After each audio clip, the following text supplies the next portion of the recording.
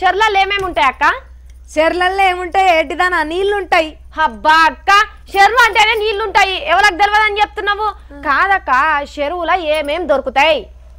చెరువులో ఏమేం దొరుకుతాయి అంటే తామర పువ్వులు దొరుకుతాయి, కప్పలుంటాయి, ఇంకా పాములుంటాయి. ఇంకొకటి మర్చిపోయినావు. ఇంకోటి ఏంటిదే? చెట్లు చెట్లు కరెక్టేనా? చేపలు ఉంటాయి. బా మస్తు చెప్పినావు అక్క, కానీ ఇంకొకటి మర్చిపోయినావు. ఇంకోటిదా? ఏంటిదే అది? బీర్లక్క, బీర్లు. బీర్లా? ఎక్కడనే చూడు. రారో రాములు కొమ్మలు మల్లయ్య కొమరయ్య ఎక్కడున్నావురా? ఓ పరిసిగా బిరాన రారే, బీర్ బాటిల్ అన్ని మనకే దొరకాలి.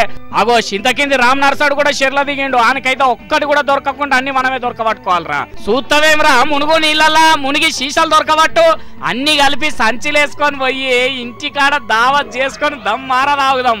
మరి లేకపోతే ఏంది, దుఃఖనం షేటును ఒక్క బీరు ఉద్దరి అంటే ఇచ్చేది లేదు అన్నాడు.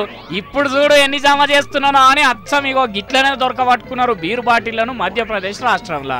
మరి ఎవరు దాచిండ్రో మందు దందాన్ని నడుపుకునే మహారాజులు గాని పొద్దుగాలాటు మోకాన పోయిన వాళ్ళకు ఒక శీషా మూతి వరకు బయటికెళ్ళి ఉన్నదట. తీసుస్తే ఉన్నది నిండుగున్నదట.